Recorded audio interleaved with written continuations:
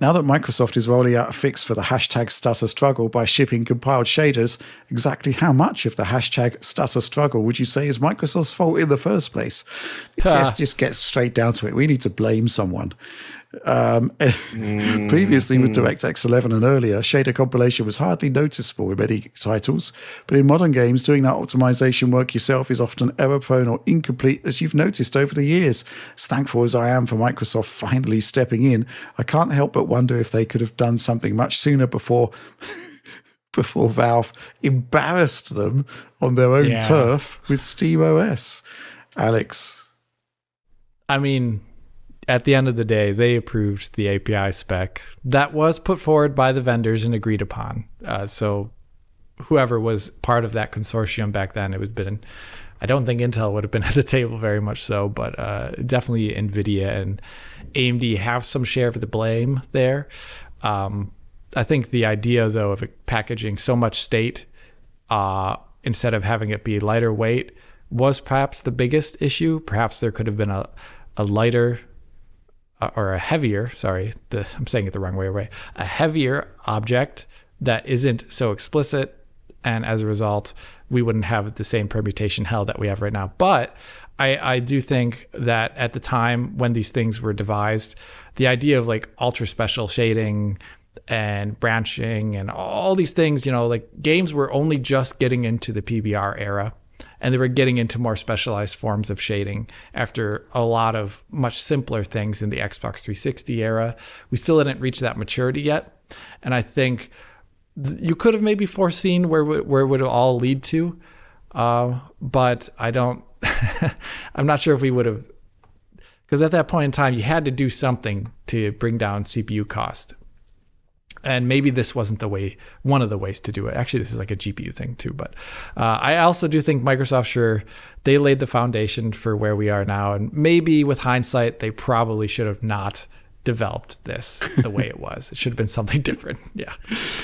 Oh, wow. I mean, I'm just loving the question. It's like, okay, who's to blame? And from there, it's like, well, okay, let's punish them. Let's punish them, bring them out, flog them. They need to be held accountable, like politicians. Mm-hmm. You can't vote but out politicians Microsoft. Aren't held accountable.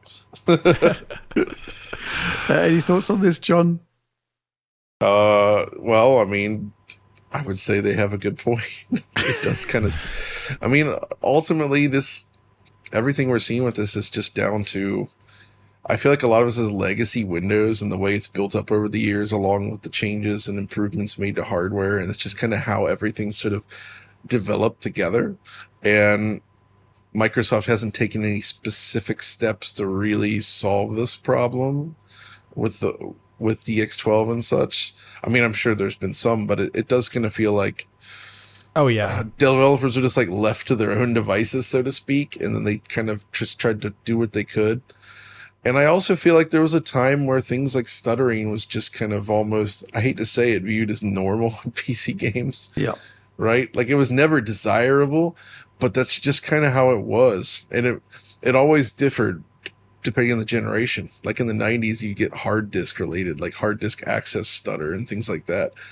Like, I mean, I remember playing Deus Ex, shooting a barrel and the whole thing would seize up for 5 seconds. You'd be like, man, I bet that was a cool explosion. But you never got to see it. There's too much, that kind of stuff. So, but it's true that during, DX9, DX11 era, even there was a nice sort of like combination workability between the GPU and the Windows side of things that kind of helped minimize this. And then once we went DX12, perhaps it wasn't as well thought out. Well, yeah.